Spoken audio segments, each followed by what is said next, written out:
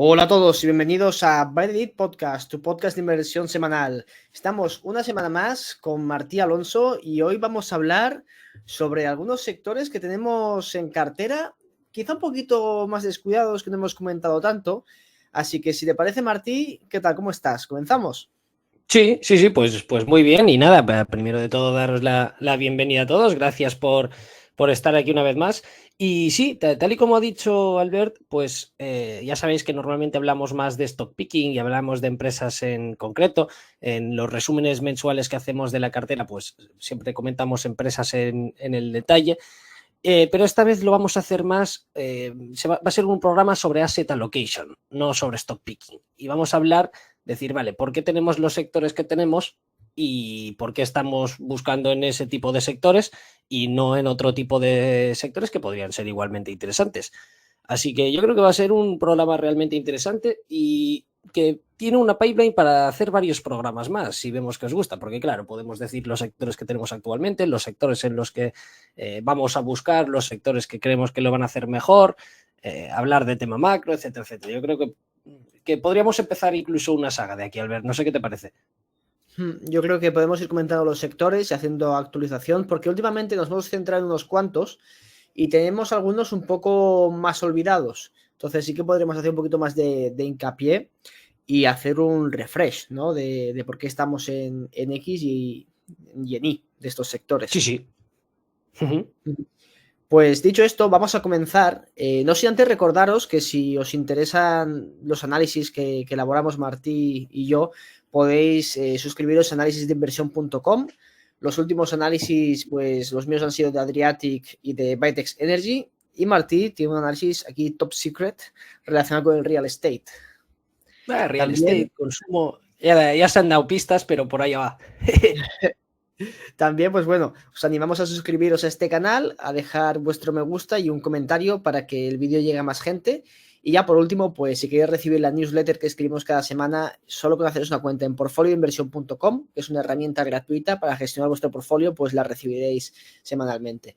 Y dicho esto, vamos a comenzar. Y vamos a comenzar hablando sobre la cartera en general. Y es que a nivel de sectores podríamos decir que estamos un poquito concentrados, pero yo estoy bastante a gusto, ¿eh? Se han visto cosas peores. En este sentido, pues el oil and gas representa el 30% del portfolio.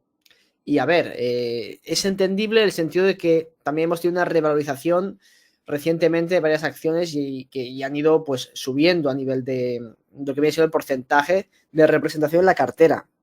De todas formas, como del oil and gas hemos hablado largo y tendido últimamente, hicimos un programa muy bueno que os recomiendo a todos escuchar con Jorge Arjona, que ha sido pues un bombazo.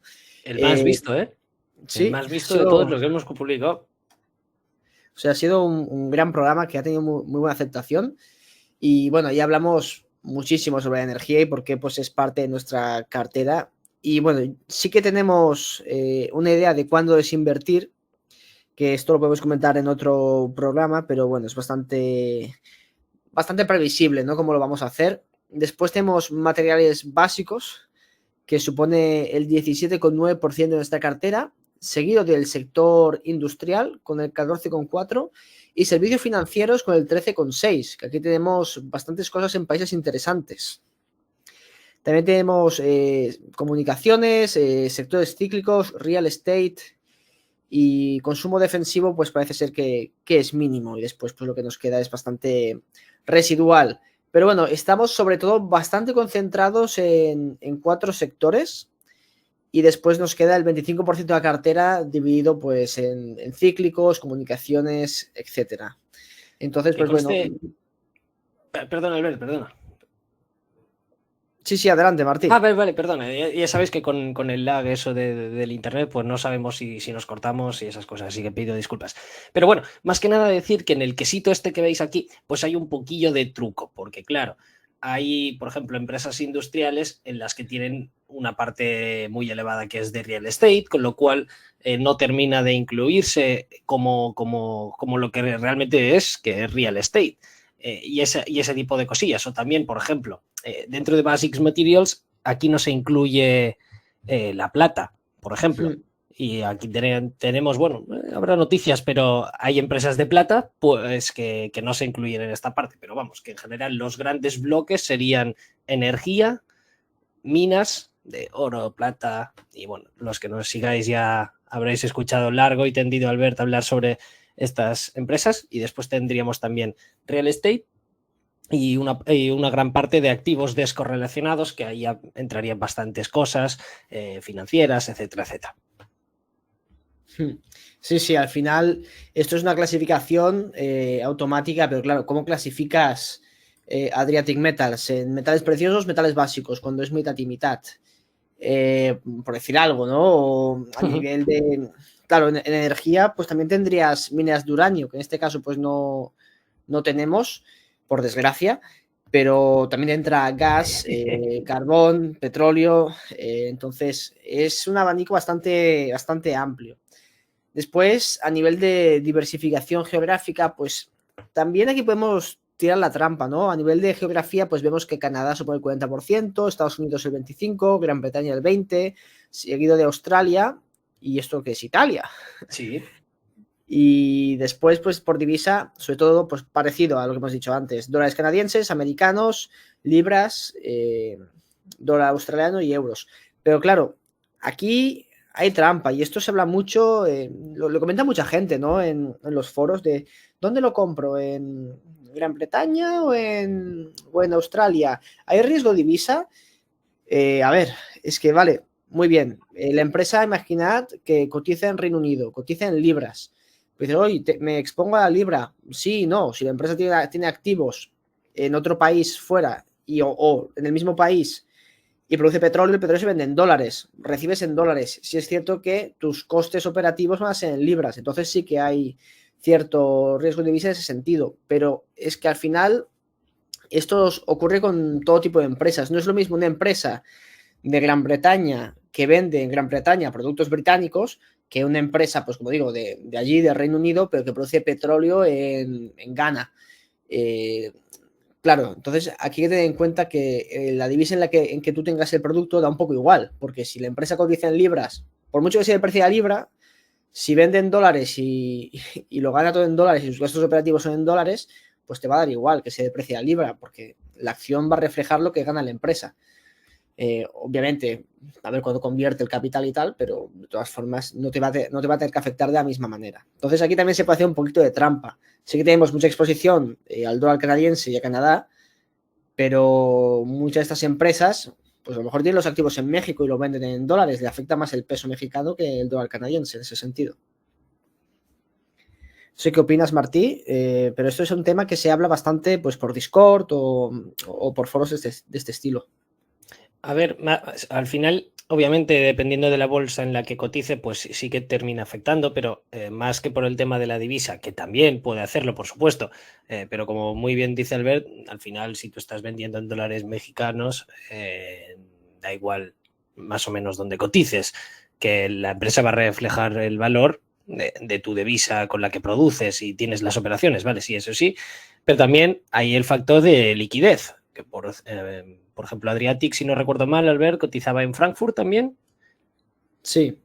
Pues es mejor, yo creo, tenerla en dólares australianos por simple liquidez, en que ahí pues es una bolsa, un mercado más grande, ahí hay más transacciones, un volumen mayor, con lo cual te puedes ahorrar sorpresas desagradables por problemas de liquidez. Por supuesto que con el poco dinero en que la mayoría de nosotros pues vamos a tener, pues eso no tiene por qué ser un problema, pero oye, que no está de más tenerlo presente siempre en tu cartera.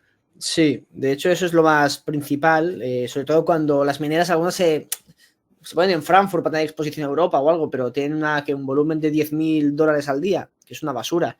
Quizás si quieres comprar 500 euros, pues no te va a afectar mucho, pero no es lo ideal. Entonces, ya respondiendo a esto, que ya lo estamos comentando, cuando compréis una empresa y os preguntáis en qué mercado, os tenéis que fijar en la liquidez del mercado y las comisiones de vuestro broker. Entonces, las comisiones cuanto más bajas, mejor. Y la liquidez, a veces no tiene por qué ser siempre comprar en el stock exchange con liquidez más alta, porque si uno son 100 millones y en el otro son 50 millones diarios, a ti te va a dar igual, a no ser que quieras hacer operaciones de millones.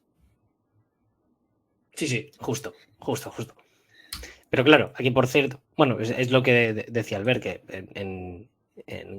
en UK pues nos saldría que tendremos pues una exposición bastante alta, pero claro, aquí se incluiría, por ejemplo, Georgia Capital, que todos los activos los tiene ahí en el Cáucaso, con lo cual poco británico lo veo yo, o en dólares, que ahí también tendríamos Petrobras, que estaría en Brasil. Pues esas cosas hay que tenerlas presentes, pero yo creo que en general la diversificación geográfica que tenemos es muy saludable. Si tú miras la mayoría de quesitos que pueden ser parecidas de carteras, pues es mucho Estados Unidos, Europa y Canadá. Canadá porque tiran las minas al final, pero si no es prácticamente todo Estados Unidos, Europa y Canadá en estos sitios. Y bueno, pues tener un poco de exposición un poco más diversificada, pues la verdad es que me gusta bastante. Además que los porcentajes de diversificación entre ambos países pues son un poco diferentes. Lo que me gustaría es tener un poco más de exposición en Asia, que ahí sí que ya estoy mirando alguna empresa con la que poder entrar y hay cosillas, pero bueno, ya vamos a ver tiempo al tiempo y a ver cómo evolucionan las cosas. Bueno, sí tenemos Valeura ahí en Tailandia. Sí, pero a ver, me refiero a Asia, no digo una Alibaba, pero por ahí. Y bueno, Albert, si te parece, hablamos sobre por qué tener distintos sectores es interesante y por qué una óptima diversificación pues es un proceso clave para el inversor. Y bueno, de hecho ya sabéis que hemos creado la herramienta de portfolio de inversión precisamente para todo este tipo de gestiones, para que sean mucho más fáciles para el inversor particular pues poder diversificar de manera correcta su cartera. Y vemos básicamente cómo se comportan los sectores en cada periodo, en cada parte del ciclo. Vemos que en la recesión lo que menos tira suele ser el real estate y technology, pero bueno, básicamente porque es growth y las valoraciones se destruyen. Ya hemos visto, por ejemplo, como en 2022 y 2023 más o menos ha pasado esto. Y veríamos que la parte que mejor lo termina haciendo, por supuesto, son las empresas aquellas que son más estables, como podrían ser las de healthcare, las utilities y el consumo que tienes que consumir sí o sí, porque si no te mueres, básicamente, con lo cual tiene mucho sentido que esto sea ahí. Y por el contrario, en la recuperación, lo que tira más es el real estate, el growth, financieras, consumo discrecional, materiales, energía. Bueno, básicamente es que tira sí, todo como un cohete. Básicamente va todo bien. O sea, esa es la mejor parte, ¿eh? Ahí tendremos que estar. Después, en la parte de expansión, pues vemos como el growth y las financieras son las que cogen el liderazgo, y aquí de nuevo también las más conservadoras son las que se quedan un poquito rezagadas. Aquí ya los materiales empiezan a hacerlo un poquillo peor, pero bueno, más o menos siguen teniendo retornos decentes. Y después en las partes que se empieza la contracción sin ser recesión, vemos como el real estate ahí ya está sufriendo, el growth está sufriendo y lo que tiran sobre todo es de nuevo las partes defensivas. Si tuviéramos que decir en qué parte del ciclo estamos, Albert, ¿tú qué dirías? Depende del área geográfica, porque a ver, si creo que últimamente estamos viendo un poquito cómo se están desincronizando las diferentes economías. Por ejemplo, en Europa te diría que claramente estamos en una recesión. Sí, ya se ha visto que recesión técnica son 2 trimestres seguidos que de bajada del PIB. Y eso ya lo hemos visto en Alemania. Y Alemania, pues, es el corazón de Europa. Si Alemania entra en recesión, no te preocupes que en los próximos meses seguramente toda Europa pues le va a seguir el ritmo a Alemania. En cambio, en Estados Unidos no estamos en recesión, pero sí que la cosa está ralentizando. Yo creo que está aguantando por el déficit fiscal, que esto lo hablamos el otro día, Martí. 2 billones de déficit fiscal. Hostia, es una cantidad de dinero público que se inyecta en la economía muy fuerte. Que Billion no, Trillion. Trillion. Claro. Sí, o sí, es verdad. Trillones americanos, 2 billones. Es calderilla. Nada, por eso. Bueno, billones en los billones europeos. Pues, pero bueno, sí. Claro, estamos bajando un poquito y se puede ver que, por ejemplo, en lo que has puesto aquí de los gráficos, en el slowdown, ¿no? Parece que real estate se suele atascar un poco. Y yo creo que en Estados Unidos, pues quizás sí estamos viendo este atascamiento ya del real estate, a pesar que lo demás sigue tirando. En cambio, ya en la recesión, pues obviamente no lo estamos viendo, aunque los índices ya están sufriendo un poco. Y luego en Asia, yo creo que estamos viendo lo que viene siendo una recuperación en muchos sitios. Estamos viendo bajadas de tipos de interés. Hostia, no. Mira cómo Yo está creo el que real sí. estate en China. Bueno, Que se está pero es que es pegando un el ostión. caso. Yo no digo solo China, te digo los países emergentes en general. Y China, bueno, porque ha tenido la burbuja, es una peculiaridad. Pero, por ejemplo, ayer, no antes de ayer, salió el PMI de China y ya está en positivo de nuevo. Dio a 50 con algo. Luego, claro, créete los datos de China o no, eso ya es otro tema que se puede hablar, ¿no? Pero si nos creemos los datos, pues salió el PMI ya en recuperación y en positivo en China. Y esos son datos económicos positivos. Claro, es que en la economía hay tantas variables y tantos factores que no tenemos ni idea, que es una cosa muy difícil. Por eso la economía planificada no funciona, porque hay tantas cosas que ya puede ser Dios, que si no, en algo fallarás. Entonces, si tuviese que apostar, yo creo que vamos hacia una recesión que se puede expandir, pero no en todas las zonas geográficas vamos a ver lo mismo. Bueno, yo si tuviera que mojarme, también diré que estamos en la parte de slowdown, que es la parte, bueno, en la que ya se empieza, y realmente es que tiene sentido, porque ya hemos visto como el growth, pues ya más o menos se le ha pegado, el consumo discrecional está sobreviviendo también por las tarjetas de crédito, que aquí vemos como las financieras se están tirando. Pero tendría bastante sentido que esto fuera, que estuviéramos en esta fase del ciclo. Pero claro, es que realmente hay una de cal y una de arena, como siempre me gusta decir, y yo la verdad es que no tengo ni idea, pero ni idea es que no tengo, es que ni idea, de verdad, no sé en qué fase del ciclo estamos, ni nada de esto. Lo que me gustaría hacer es hacer algún programa, así hablar sobre tema macro en el canal, que además es algo que solemos tocar poco y es importantísima. O sea, yo creo que sí que es importante que para el inversor, eso que dice Warren Buffett, que no le hace ni caso a la macro, ¿vale? Puedes no hacerle ni caso, como es en mi caso, pero yo creo que sí es importante. Lo que pasa es que yo no lo aplico porque yo no lo sé. Básicamente no entiendo de macro, con lo cual no tengo por qué aplicarla en mi proceso de inversor. Pero yo creo que sí que es un factor que, oye, que quien sepa moverse por estos ríos, que tiene que saber muchísimo, eso sí, pero quien sepa moverse, pues, joder, yo creo que tiene mucho sentido. Y más que decir si el PIB va a crecer al 5% o al 4% o eso, yo creo que la macro es interesante en el sentido de decir en los próximos 5, 10, 15 años qué países lo van a hacer bien y por qué, y qué países lo van a ir a hacer mal y por qué, y cómo puede terminar de influir las políticas de cada país en los propios sectores y empresas que uno tiene. Y yo creo que para eso no tienes que ser tampoco Ray Dalio y tener clarísimo cómo, o sea, tener ahí tu base de datos jodidamente grande. Yo creo que eso para la gente que sepa más o menos de macroeconomía y todas esas cosas ya le puede ir bien. Bueno, en cualquier caso, no es mi expertise, yo no lo sé, no lo entiendo. Pero si creéis que hay alguien que es un experto en el tema y os gustaría pues que lo trajéramos al podcast y que nos conte cosillas, pues yo creo que podría salir un tema de un programa muy interesante. Lo que sí veo es básicamente es en periodos.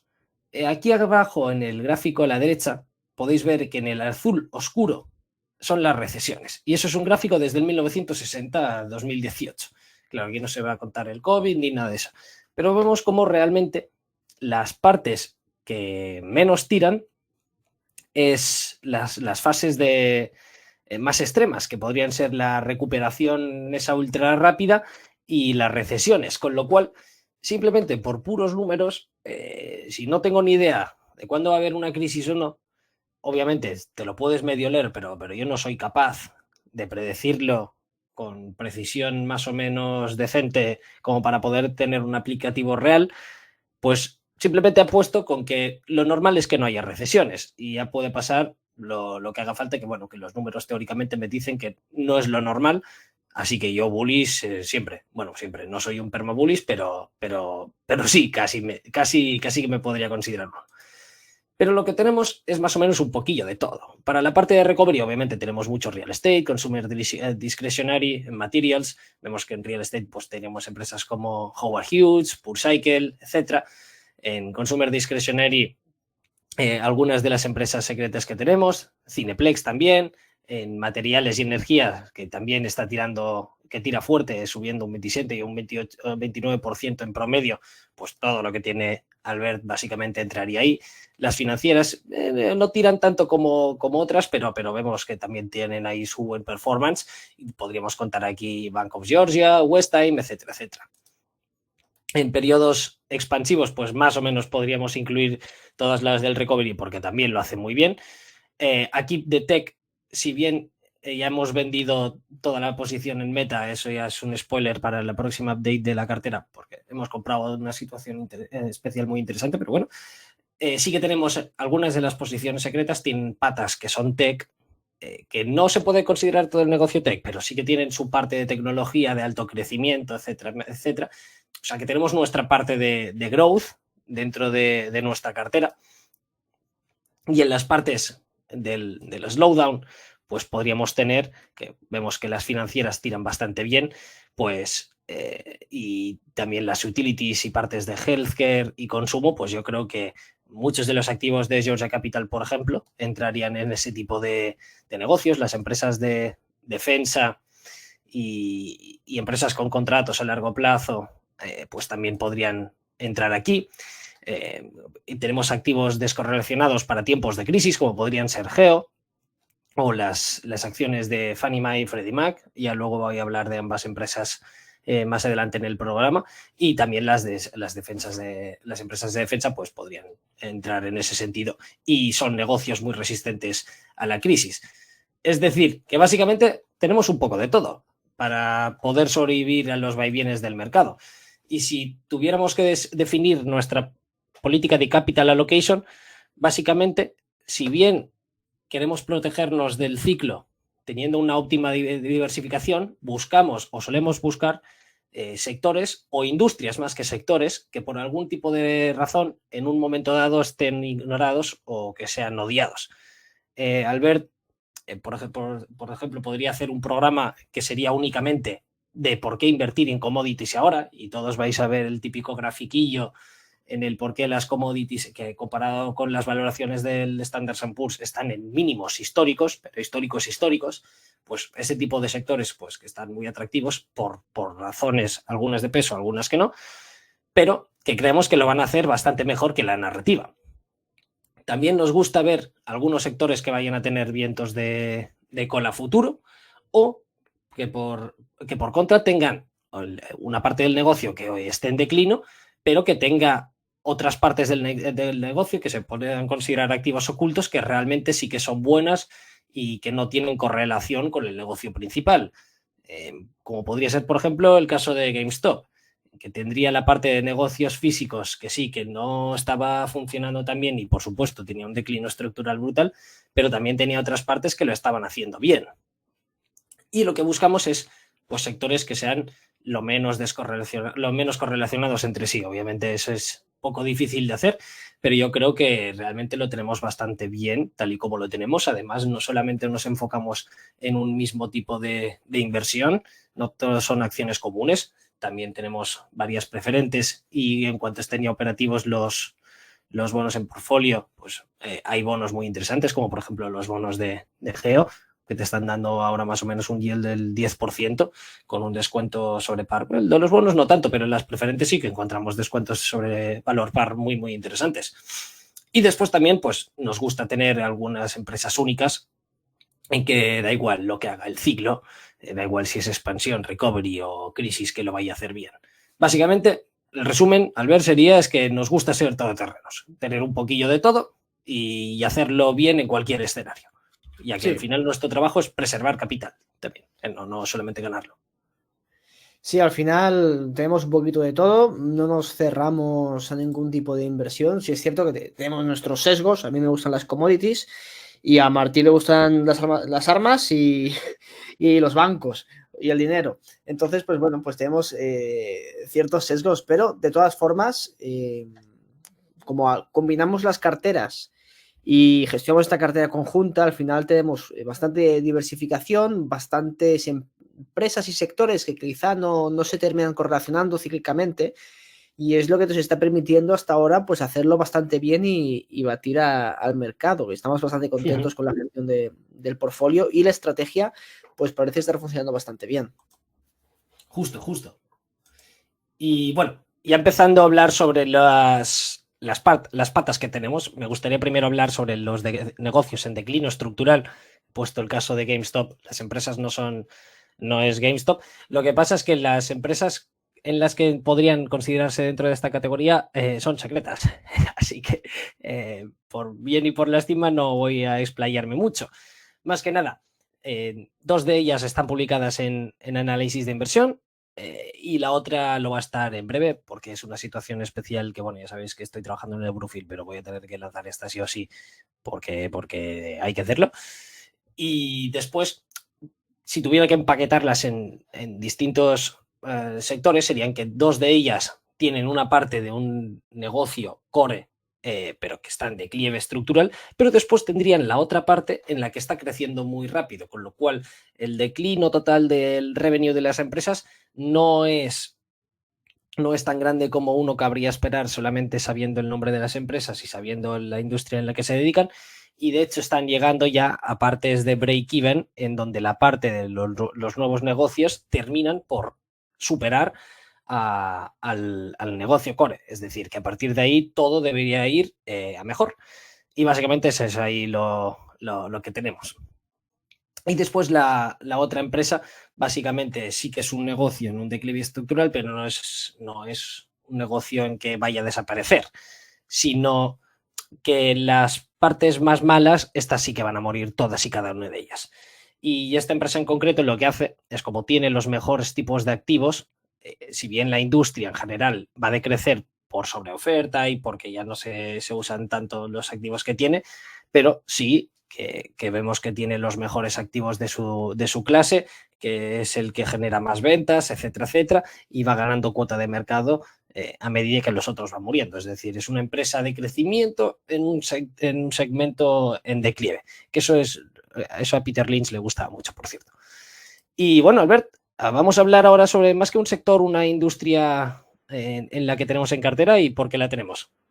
Sí, pues vamos a hablar del zinc, que el zinc últimamente nos ha dado bastante dolor de cabeza. Y no tenemos nosotros el zinc como una exposición directa, porque ya veréis que el sector está ahí. Si se pusiese más interesante, pues sí que podríamos considerarlo como inversión, pero revisándolo, y debido a las últimas caídas, pues todavía yo no lo acabo de ver, pero vamos a ver un poquito cómo está el asunto. ¿Y por qué tenemos el zinc? Básicamente porque Adriatic Metals tiene zinc, o sea, no tenemos ninguna exposición directa como una empresa pure player de zinc, sino que el 25, el 30% de la producción de Adriatic Metals va a ser zinc. Por lo tanto, el precio de este metal pues va a afectar de forma significativa a los resultados de Adriatic Metals, ¿no? Entonces, pues es un metal que tenemos que estudiar y entender un poquito cómo está el mercado. Entonces, ¿para qué se utiliza el zinc? Pues el zinc es un metal así blanquecino, ¿no? Se utiliza básicamente para galvanizar. Esto es recubrir pues hierro o acero para hacerlo inoxidable. Entonces, esta es la función principal. Después, pues, aleaciones, etcétera. Pero el galvanizado supone el 60% de la demanda de zinc, entonces es lo que más nos importa. Y esto pues se ha visto muy afectado por el tema de la construcción, que ha hecho que tiemble un poquito el precio. Para que veáis los mayores productores mundiales de zinc, pues China es con diferencia el mayor productor, doblando al segundo, que es Perú, pues por 3 veces. Después Australia, India, Estados Unidos, México, Bolivia, Rusia, Suecia, y ya son ya bastante productores más pequeños. Es una industria bastante concentrada también a nivel de empresas. Está Xinjiang Mining, que es la china enorme, Teck, Glencore, son los mayores representantes de este metal. Y el precio lo ha hecho bastante, bueno, de forma errática, ha ido evolucionando. Sí es cierto que desde 2008, si trazásemos una línea recta, pues cada vez ha ido tomando unos suelos más elevados y unos picos pues también más elevados, sin poderme aquí hacer un análisis técnico, pero es un canal alcista que se ve y es bastante interesante. Pero claro, desde 2022 hasta ahora el precio pasó de estar por encima de $4.000 la tonelada, pues caer cerca de los $2.000, $2.400, $2.300 la tonelada. Para ahora recuperarse está en los $2.600. Entonces vemos que no está ahora en el abismo como había estado anteriormente. De hecho, pues a partir de los 2000 tuvo un bear market significativo y un bull market que de acojone. O sea, sinceramente, que fue una pasada justo antes de la crisis financiera. Y a partir de ahí de derrumbarse y está a $1.000 la tonelada, pues ha ido recuperando. Y como digo, parece que es un mercado en crecimiento, ¿de acuerdo? Y la oferta, pues, está ahí, también crece, pero justifica algunos precios más altos para que aumente la oferta, como básicamente las materias primas en general. Algunas frases interesantes que he ido sacando de entrevistas y de artículos que he leído, pues comentan que si los precios pues bajan de nuevo de los $2.400, que son los que estamos ahora básicamente, pues seguramente veremos más cierres de minas. Y es que ha habido cierres de minas. De hecho, el más importante ha sido de la mina más grande de Europa, de zinc, que cerró este año. Después, la verdad que ha sufrido mucho por el sector de la construcción y esto ha sido general, porque en Europa y en Estados Unidos parece que está sufriendo un poquito, está todo un poquito estancado y en China pues tenemos el problema que tenemos, ¿no? Y esto pues supone gran parte, por no decir la mayoría, de la demanda de zinc, el tema del hierro y el acero pues industrial que participa en la construcción y claro, esto ha dañado la demanda. Después pues que se espera, CRU, que es una consultoría, pues había identificado unas 20 minas por casi 900 millones de toneladas de este producto en 2023, que el All-in Sustainable Cost, los costes totales son bastante más altos que el precio actual, de los 2.400. Entonces, si los precios estaban a estos niveles que hemos visto, que ahora ya ha subido a 2.600, pero si baja de estos niveles, muchas minas pues empiezan a temblar. Y esto es curioso, ¿no? Porque, como digo, en este canal alcista que se ve los bottoms del precio, cada vez hemos ido viendo estos precios más altos. El primero en 2016, en los que tocó los $1.500, el segundo en 2020, que llegó a los 2.000, y parece que ya tenemos el bottom en los 2.400, que a partir de aquí pues las empresas comienzan a sufrir bastante y justifican pues que bajen o cierren su producción. Y de hecho, pues en las curvas de costes que he podido encontrar por ahí, pues con esto lo vemos en el All-in Sustainable Cost por libra de zinc. Ahora mismo estaríamos que el precio del zinc se encuentra en $1,2 la libra, ¿de acuerdo? Incluso estos niveles veríamos que el 10% de la producción todavía estaría comprometida de zinc. Y si nos vamos a ver la otra gráfica, pues vemos algo bastante similar, ¿de acuerdo? Que los precios por debajo de los $2 la libra, pues son complicados, ¿de acuerdo? Porque afecta a la producción. Entonces, quizá el precio de equilibrio de este mercado, más que está en los 2.600, seguramente se acercaría más a los 3.000, por lo que todavía podríamos tener un poquito de recorrido para que el mercado estuviese en un equilibrio más estable. Pero las materias primas no se caracterizan por ser un mercado estable, sino que tenemos... Para nada. Tenemos aquí siga saga. Entonces tenemos y bajadas. Es que el gráfico es la hostia, ¿eh? Sí, está bastante chulo, ¿eh? Pero yo veo una línea para arriba. Parece la serralada que hay aquí al lado, no me acuerdo cómo se llama. Bueno, disculpad mi ignorancia. La litoral, o yo qué sé. Esa. Pues bueno, entonces, a estos precios aún sufren un poquito las empresas. Y de hecho, pues pensad que esto fue en junio de este año. Boliden, que es un gigante productor de metales de Europa, es una empresa sueca, pues cerró la mina de Tara en Irlanda. Se ve que era una Tara esta mina. Entonces, pues bueno, era la mina más grande de zinc de toda Europa y la pusieron en care and maintenance, la cerraron básicamente por pérdidas operativas, porque con estos niveles bajos del precio del zinc, pues esto no podía seguir tirando. Esto estaba produciendo unos 2 millones de toneladas anuales, lo cual no es que sea una suma súper significativa, porque al final ya hemos estado viendo aquí en millones de toneladas lo que están produciendo, ¿no? Pero bueno, es un aviso de que ya si la mina más grande de Europa pues ha cerrado, pues quizás estos precios no son demasiado buenos y debería subir. De todas formas, todavía con la recuperación de precios, las empresas de zinc son bastante resilientes y además el zinc no siempre se produce de forma pura, ¿no? Siempre tenemos su producto, sobre todo pues tenemos plomo, pero podemos también ver plata. De hecho, muchos depósitos polimetálicos, ¿no? En los que vemos que te dicen, nos lo venden como una empresa de plata. Sí, ya. La plata es el 30%, lo demás es plomo y zinc, ¿no? Solo que los múltiplos de las plateras son muchísimo mejores que las metales industriales. Entonces, si los otros metales lo hacen bien, a pesar de que el zinc baje, pues compensa seguir produciendo. Entonces tenemos esos problemas. A nivel de inventarios, aquí vemos los de Shanghái, los de China, los del LME, pues vemos que los inventarios van bajando. De hecho, estamos a niveles bastante bajos de inventarios de zinc. A pesar de esto, Joder, que sí. sí, bastante Están bajos. por los suelos. O sea, desde 2014 mínimos. A pesar de esto, pues el precio ha corregido bastante desde estos momentos y hemos visto como el inventario está rebotando un poquito, a pesar que este último mes ha vuelto a bajar. Y de hecho, aquí os he puesto el inventario de Londres de los últimos 5 años, que vemos que con diferencia pues ha bajado muchísimo. Está pues menos de la mitad del máximo que hizo en 2021.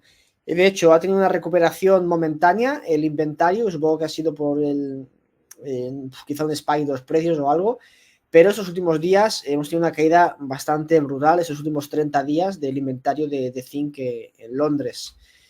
Si lo superponemos, sé que se ve un poquito mal, pero el precio del zinc con el inventario a 5 años, pues vemos que cuesta establecer una correlación directa, al menos con el inventario de Londres. Vemos fuerte subida de inventarios, fuerte subida de precios, caída de inventarios, caída de precios, pero bueno, hay cierta correlación, aunque no se termine de ver. Entonces, como conclusión, yo creo que el mercado está un poquito en balance, ¿no? Sobre todo al ser un metal industrial y tener los miedos de recesión y ralentización económica, pues sí que su demanda se puede ver perjudicada. Pero los niveles de precios que tenemos actualmente están un poquito en la cuerda floja. Si estos precios siguiesen bajando, pues seguramente muchas empresas no serían rentables y tendrían que cortar producción. Y yo creo que quizá hemos llegado a un bottom sobre estos niveles de $2.400, que para Adriatic pues no es tan mal, que es lo que me importa al final. Y después el mercado se espera que crezca el 4% anual hasta 2028. He encontrado este informe. Además, me ha gustado mucho cómo se llamaba la empresa. Mira, Mordor Intelligence, tío. Esto no puede ser. Esto no es serio, ¿eh? Pero esto no puede ser malo. Si se llama Mordor Intelligence, tío. Hostia, no sé, al revés, tío. La expresión de este pavo viene de Mordor es que es una mierda. Pues quizás el sector es un poco de Mordor, ¿sabes? Porque no está muy querido, me parece, por la comunidad inversora. Entonces, pues bueno, me ha parecido curioso. Todavía se espera crecimiento del sector, lógicamente, porque a medida que las industrias y los países crezcan, construyan y siga avanzando la humanidad, pues va a hacer falta. Y la demanda, pues está un poquito, la oferta está un poquito ahí, que no está muy claro si a estos precios pues va a aumentar mucho la oferta, que seguramente no. Entonces, pues quizá podemos esperar precios más altos en un futuro, aunque de momento no metería todo, no apostaría demasiado, sino que sería un poquito cauteloso con este sector. Pero lo tenemos en cartera y creo que es uno que, no sé si nunca lo hemos comentado, Martí, pero hacía falta comentarlo.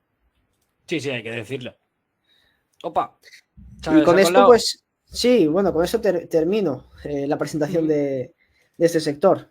Se ha colado esta diapositiva anterior. Y bueno, pues si te parece, Albert, pasamos a un poco al real estate, que además, como sabréis, no voy a enrollarme mucho, más que nada porque en el programa que hicimos de la cartera, pues hablaba largo y tendido sobre el Investors Day de Howard Hughes y estaba actualizando un poco también la situación del housing. Así que bueno, simplemente hacer un recap muy rápido. Y lo que sí hemos visto, que ya lo comentamos en el principio, que el real estate está sufriendo un poquillo bueno, un poquillo, está sufriendo en lo que va de año. De hecho, lleva el Standard & Poor's Real Estate Index lleva casi un menos 8% year to date, y en comparación el Standard & Poor's lleva un 12%, es decir, lo está haciendo bastante mal. Lo que pasa es que ahí, si bien en el asset allocation no hemos sido muy buenos, en el stock picking sí que lo hemos hecho muy bien. Y de hecho, en una de las posiciones secretas lleva un más 40% year to date. Esa es además la que más me gusta, tal vez es de las que más me gusta de toda la cartera que tenemos. Otra de las posiciones secretas pues lleva un menos 2,4%, Howard Hughes lleva un menos 2,6%, Five Point Holdings lleva un más 30 casi, y PureCycle lleva un menos 6. Que es decir, que todas, en comparación al índice, pues lo han estado haciendo bastante bien. Pero bueno, ¿por qué somos optimistas con el real estate? A pesar que, bueno, que sí puede venir recesión y que nos la vamos a pegar. Sí, puede que pase. Lo que pasa es que yo aquí veo coyunturas estructurales, y es que no hay casas y la gente va a querer casas. Es así de simple. Y sí, la subida de tipos de interés, por supuesto, que ha destrozado la demanda de nuevas casas, tal y como ya comentábamos en el vídeo en el que hablamos de la cartera y de Howard Hughes. Pero la verdad es que siguen habiendo cosas interesantes en la demanda, en que no se va a poder aplazar hasta cierto tiempo.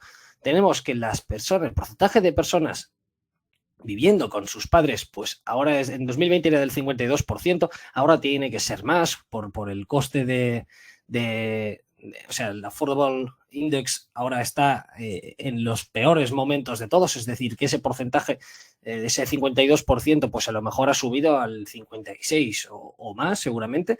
Eso es en las personas entre 18 y 29 años. Es decir, que estamos en máximos históricos donde la gente joven está viviendo con sus padres. Al mismo tiempo, estos tíos tarde o temprano se van a hacer viejos, y eso van a necesitar una casa porque van a tener su familia, y dudo que el niño quiera vivir con el abuelo, o que sea lo lógico. Pero es que además vemos que la población entre 35 y 44 años, que son los compradores más activos en el mercado, pues vemos que ahora viene una pipeline de todo ese tipo de personas, y durante los próximos 10 años vamos a ver cómo va a aumentar muchísimo. Además, también vemos como el home ownership rate entre las personas jóvenes, entre 25 y 34 años, pues si bien tímidamente empiezan a arrancar, pero siguen estando muy por debajo de los niveles históricos de los que veníamos. Es decir, que solamente ahora tienen casa los viejos. ¿Pero qué es lo que pasa? Que tarde o temprano la gente joven va a tener que, bueno, medianamente joven, va a tener que comprar hogares. Es decir, la parte de demanda puede que, debido a los tipos de interés, pues se retrase 1 o 2 años, no sé cuánto va a ser la recuperación, pero la demanda va a ser ahí fuerte. No es como en 2008, que no había demanda, y toda la demanda era especulativa, no era por usos reales. Aquí no, aquí al revés. Aquí encontramos que sí que se necesitan ese tipo de activos, quieras o no, tarde o temprano tú vas a tener que comprarte uno. En cambio, en 2008, pues la gente compraba por el simple hecho de poder venderlo más a un precio superior, y había una persona pues que a lo mejor tenía 3 casas, 4 casas, de las cuales tenía su primera residencia, después la segunda residencia, si es que se lo podía permitir, y todo lo demás era por pura especulación, no simplemente de alquiler, sino simplemente poder vender más a un precio superior. Este no es el caso. Y al mismo tiempo vemos como la oferta está en mínimos.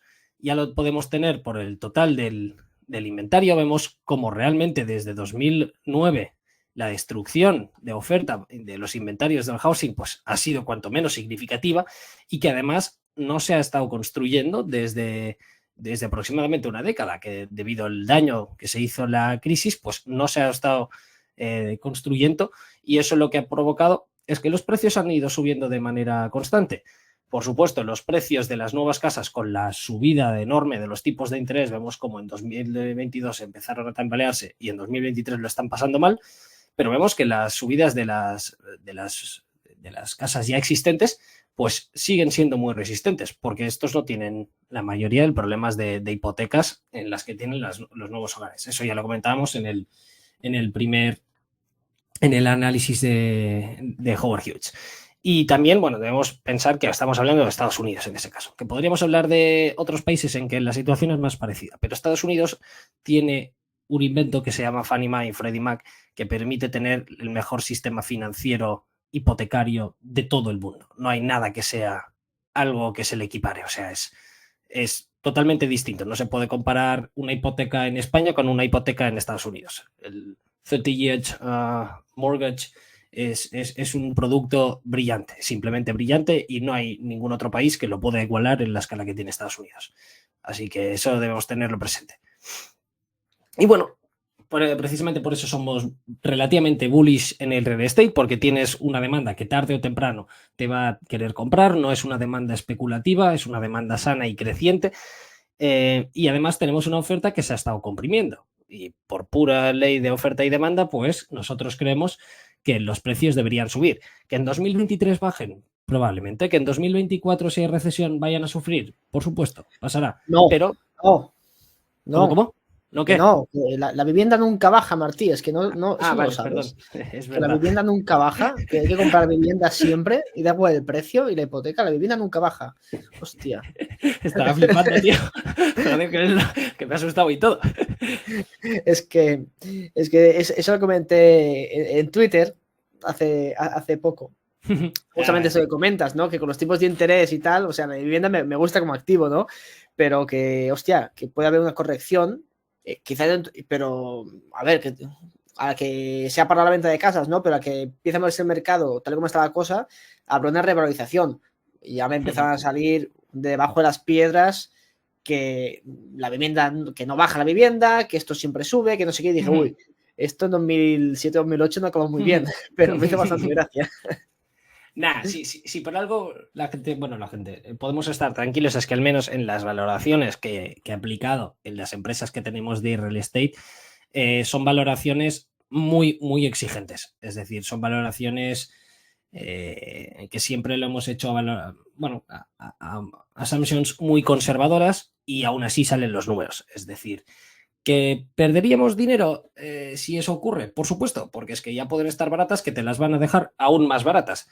Pero no es algo que me preocupe, seguimos teniendo un margen de seguridad y oye, que a lo mejor tenemos una recesión severa y me la como y tengo que cambiar de opinión y vemos que el housing realmente se pega una hostia por mucha discrepancia que haya de oferta y demanda ahora. Pero claro, si la gente ahora es todo pobre, pues da igual que van a vivir más tiempo en casa de sus padres o yo que sé, a saber, habrá que realizar las labores de seguimiento y ya está.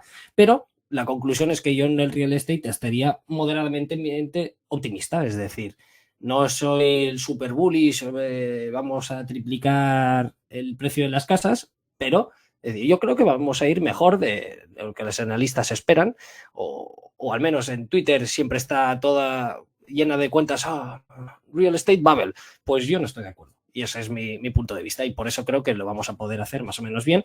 Y oye, si me equivoco, pues ya no os preocupéis que ya lo voy a decir. También me gustaría saber vuestra opinión. Así que si tenéis una opinión contraria a mía, pues agradecería mucho que me la dejaran en los comentarios. Y también, si os está gustando el contenido y creéis que nos lo merecemos, pues ya sabéis que vuestro like nos ayuda muchísimo a continuar trabajando. Si no queréis perderos más episodios, pues podéis considerar suscribiros y activar la campanilla. Si queréis ver los análisis en detalle de verdad, pues podéis considerar haceros suscriptores de análisisdeinversión.com, que por cierto, bueno, ahí voy a traer una tesis que va a ser muy, muy interesante y es esa tesis que tengo que hacer, la que es Express, porque realmente me gusta bastante.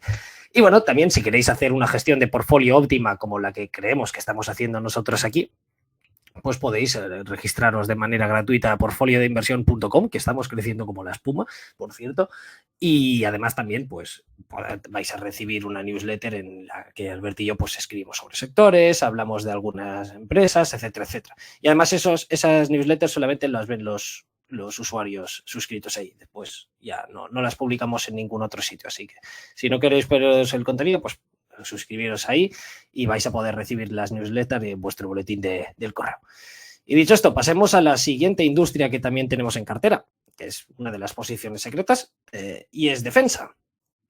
Y es que básicamente, ya lo hemos comentado eso varias veces aquí en el programa, pero que se ha invertido poco o nada en defensa. Nos hemos vuelto hippies después de la Segunda Guerra Mundial y de la Guerra Fría, pues aquí no pasa nada, las guerras no existen, y si existen es para luchar contra naciones que sabes que no te van a poder hacer nada, es así.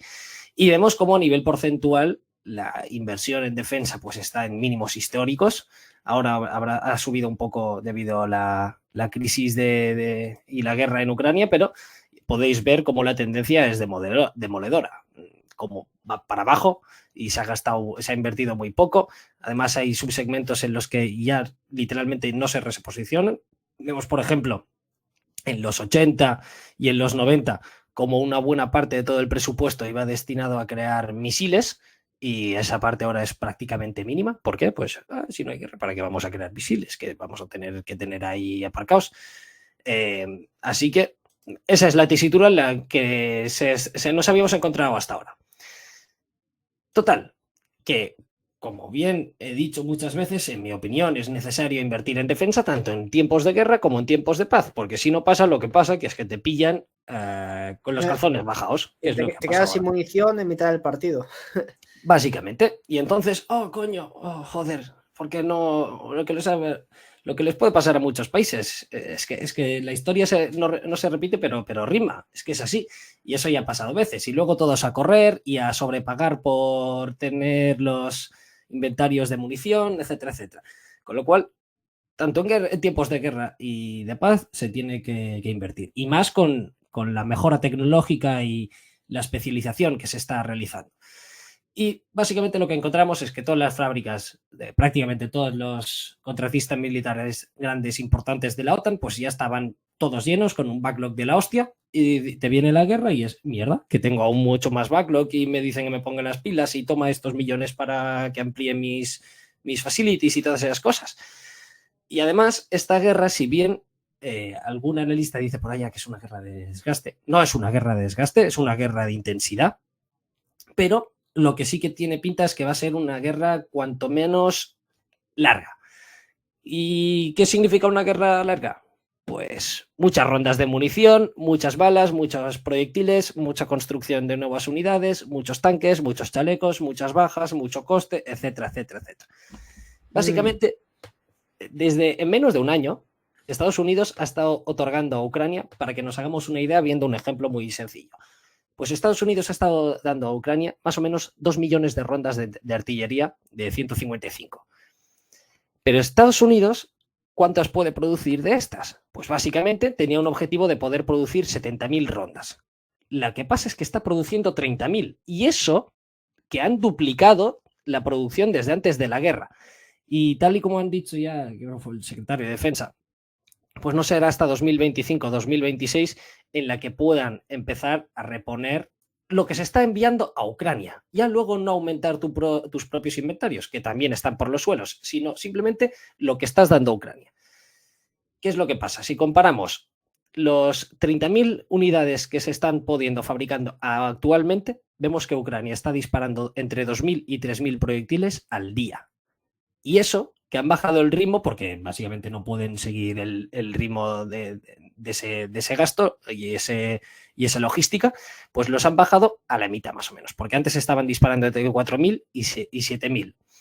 Lo que pasa es que Rusia está disparando a día de hoy unos 60.000 unidades al día.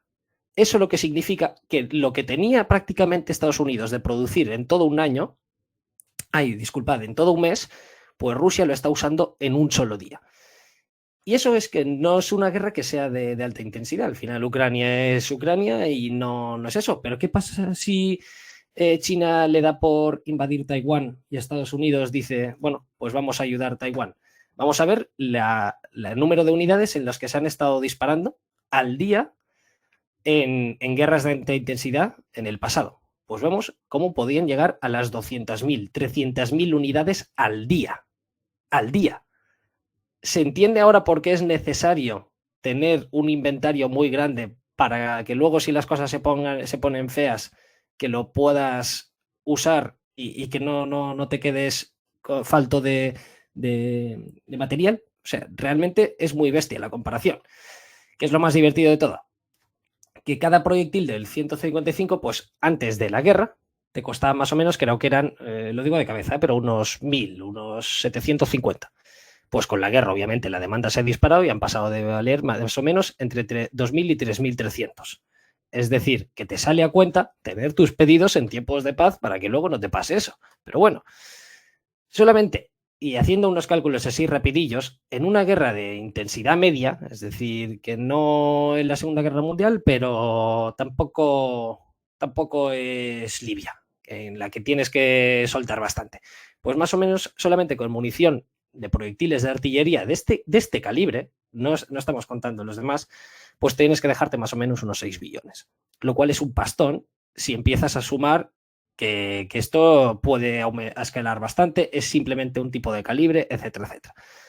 Si contamos ya el coste y el tipo de proyectiles, la recurrencia que se usan en guerras de alta intensidad entre dos superpotencias, pues vemos como la necesidad para Estados Unidos de aumentar los inventarios, y digo Estados Unidos y OTAN, pues es abismal. Básicamente no se tiene capacidad para dar una respuesta efectiva y hay que invertir sí o sí. Otro ejemplo, vamos a verlo con los Javelins, los famosos Javelins. Lockheed Martin más o menos era capaz de producir en unas 2.000 unidades al año, pero es que Ucrania está tirando a estos tíos a 500 al día. Si cuentas que cada bicho te cuesta entre 100.000 y 200.000 pavos, se entiende ahora la necesidad de invertir constantemente y aumentar tu presupuesto militar. O sea, es algo absolutamente abismal. O sea, es que estás tirando 500 al día cuando Lockheed Martin, el mayor contratista militar del mundo y el que produce los Javelins, pues puede producir tan solamente 2.100 unidades al año. O bueno, que no pasa nada, que si hay guerra, pues ampliamos la fábrica. Muy bien, vas a necesitar un tipo de material peligroso, con gente que lo sepa tratar, las instalaciones en las que se fabrica, por supuesto, proyectiles explosivos, pues no pueden ser la misma que una que fabrica caramelos, el equipo es caro, muchas veces necesitas materiales de otras partes del mundo con los que no te vas a llevar bien, por ejemplo, en tierras raras o lo que sea, o Rusia mismo, que a lo mejor no te los van a querer vender, con lo cual no es tan simple. Además, no es solamente poder usarlo, sino también que alguien sepa usarlo. Necesitas las dos partes. Y si vemos que esto ocurre con los Javelins, pues podríamos hablar de toda la munición pequeña, los Stingers, los GMLRS, etcétera, etcétera, etcétera. Y eso hablando solamente de munición y de proyectiles. Y es que todo es muy caro. Solamente en ayuda militar, Estados Unidos ha enviado 500 billones, más de 500 billones, en menos de un año. Si Estados Unidos se va a la guerra, ¿cuántos billones y billones se dejaría ahí? O sea, es un pastizal, un tremendo pastizal. Y para que nos hagamos una idea de la comparación y del dineral que está enviando Estados Unidos, estos 50 billones equivalen más o menos a todo el presupuesto en defensa de países del calibre como Alemania, Francia, Arabia Saudí, Japón, Corea del Sur, en que todos estos se mueven entre los 50 y los 56 billones de presupuesto en 2021.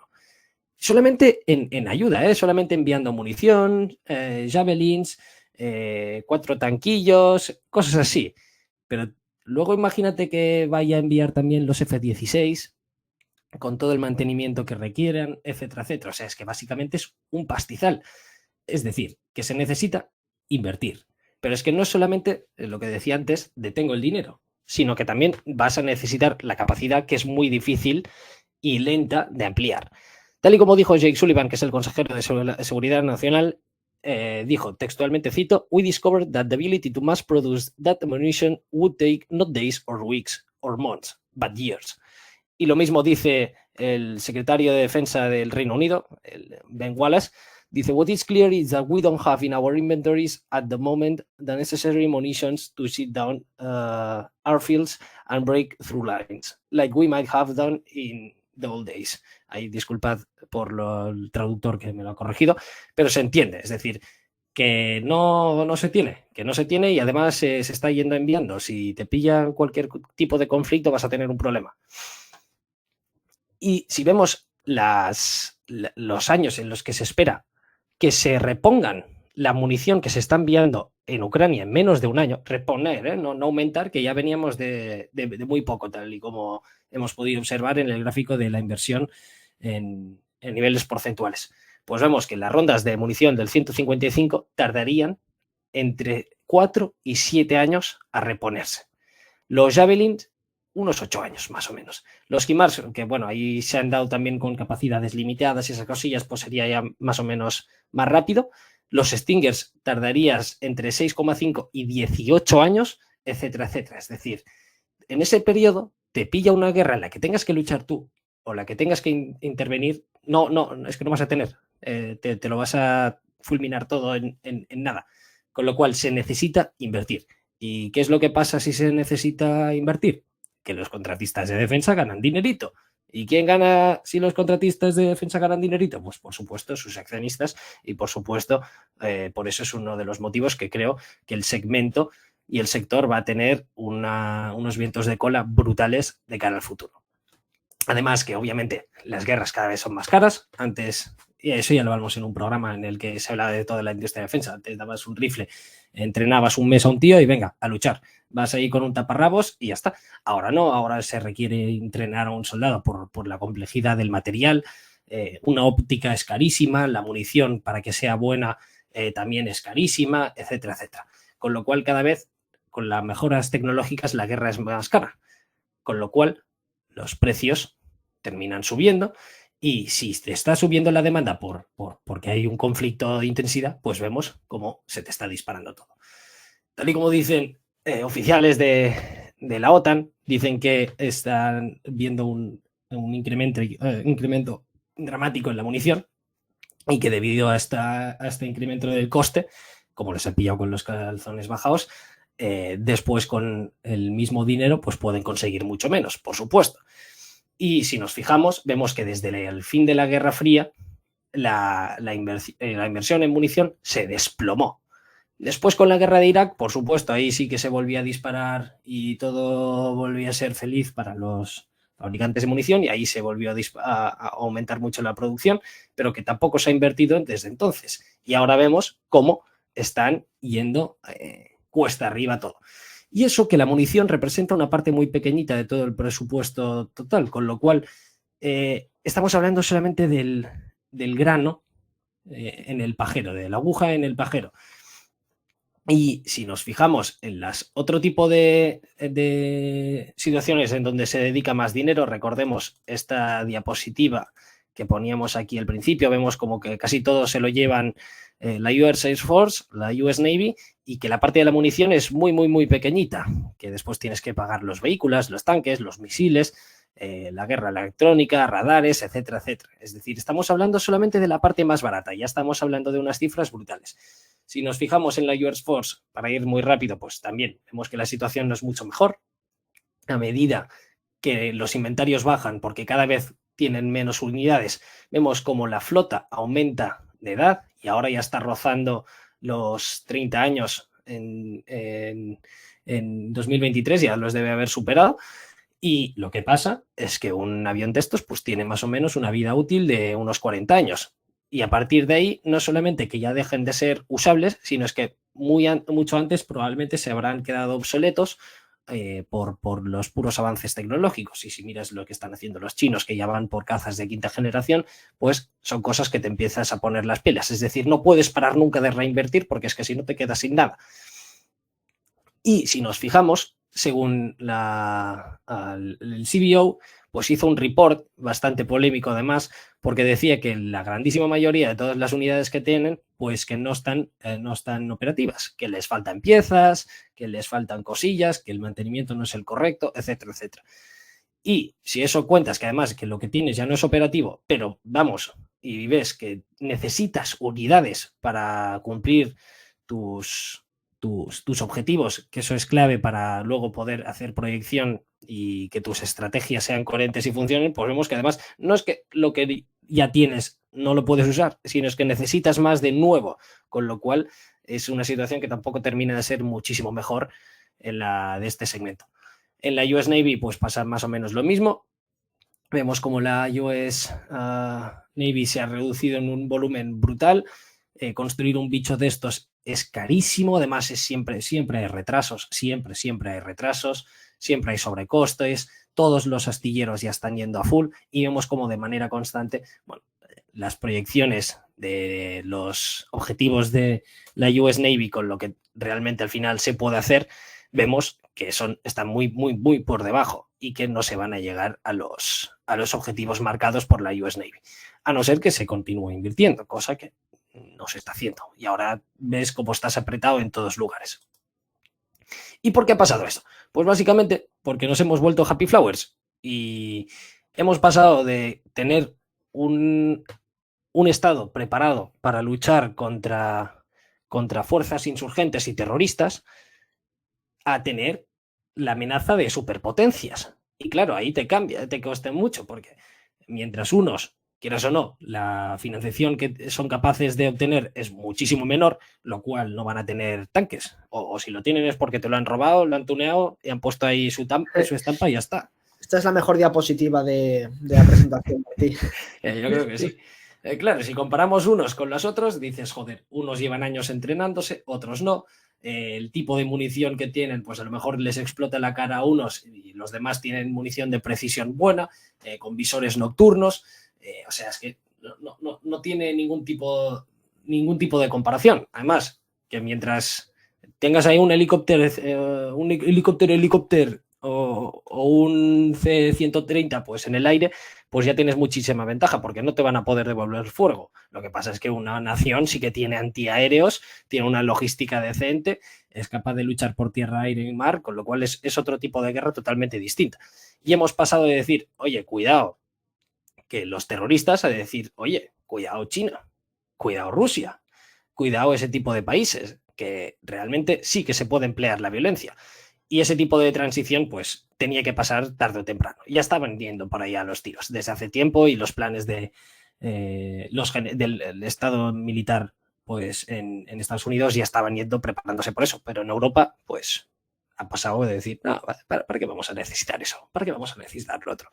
Y ahora se pagan las consecuencias.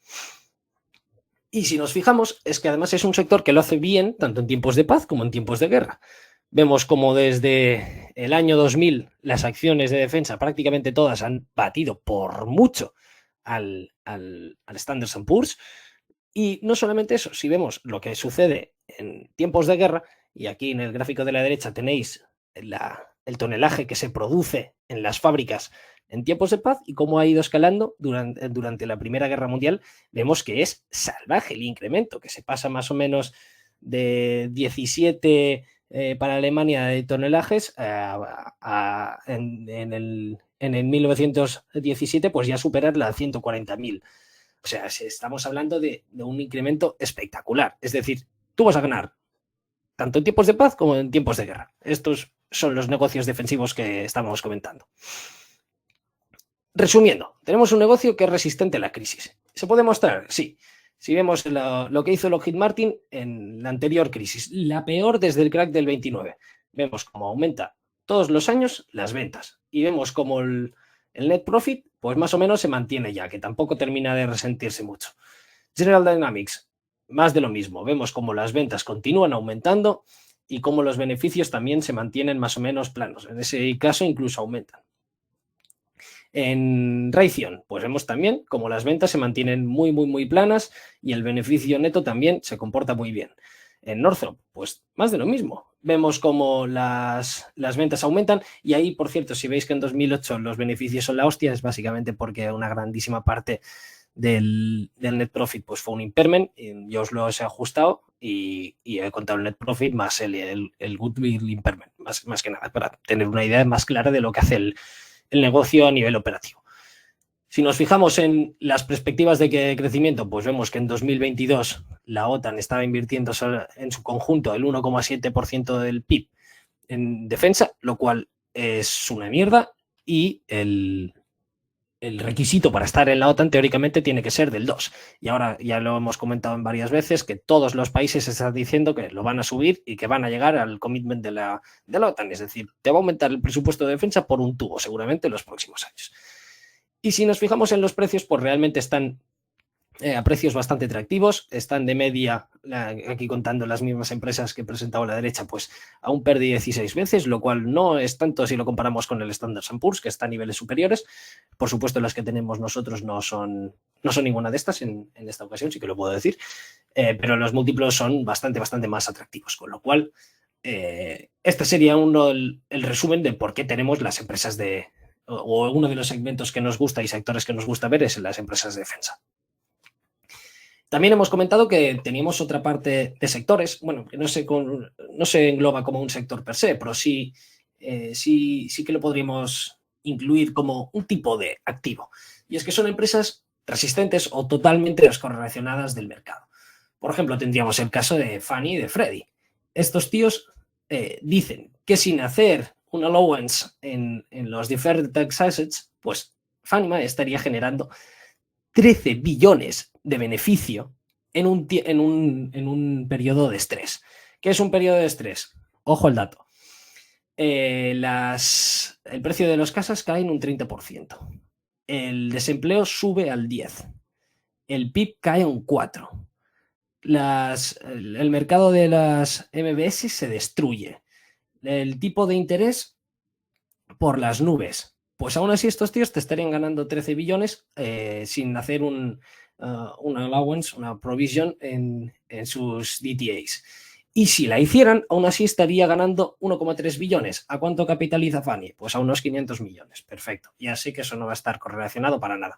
Porque aquí lo que se busca es otra cosa. Aquí lo que importa es qué va a hacer el gobierno con sus preferentes, van a hacer el recap and release o no, vamos a ganar algún juicio o no, con lo cual ya lo he comprobado todo ese tiempo, que el mercado puede hacer lo que le salga de los cojones, disculpad la expresión, pero es que Fannie Mae se mueve a su rollo, con lo cual es otro tema totalmente distinto. La correlación con el mercado no tiene ningún tipo de sentido.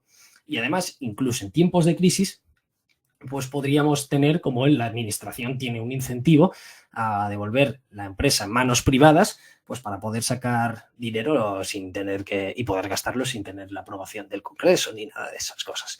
Que además ya vimos cómo pasó. ¿Por qué Fannie Mae y Freddie Mac empezaron a cotizar? Pues en momentos en donde el gobierno necesitaba pasta, pues puso las compañías en manos de los accionistas. También encontramos otras empresas que son bastante resistentes a las crisis, aparte de las de defensa, como podrían ser Geo y curiosamente Cineplex.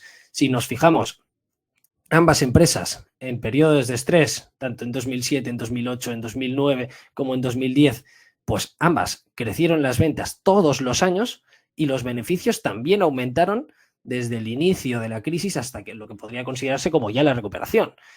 En Cineplex vemos que en 2007 las ventas eran de 800 millones, en 2010 ya eran de 1.000.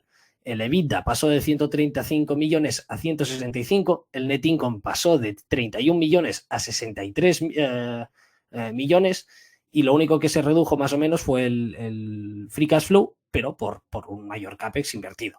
En Geo, más de lo mismo, vemos como las ventas en 2007 eran de 976 millones y en 2010 ya eran de 1.200 millones. Con el beneficio neto haciendo algo muy parecido a lo de Cineplex, pasando de 40 millones casi a 60 millones en 2010. Y vemos como todos los años en ambas empresas todo iba creciendo, es decir, esas empresas puede que la acción lo haga mal, y de hecho la acción lo hace mal, pero porque se ponen mucho más baratas. Pero los precios a los que lo estamos comprando actualmente, que son precios de derribo, precios de recesión, si las cosas se ponen feas, pues van a tener o deberían aguantar muchísimo mejor que el mercado. Sí, son sectores que al final se han de pagar o se suelen pagar a pesar de que tengamos ciertas contracciones económicas. Son buenos sectores para estar posicionados en esta parte del ciclo. Justo.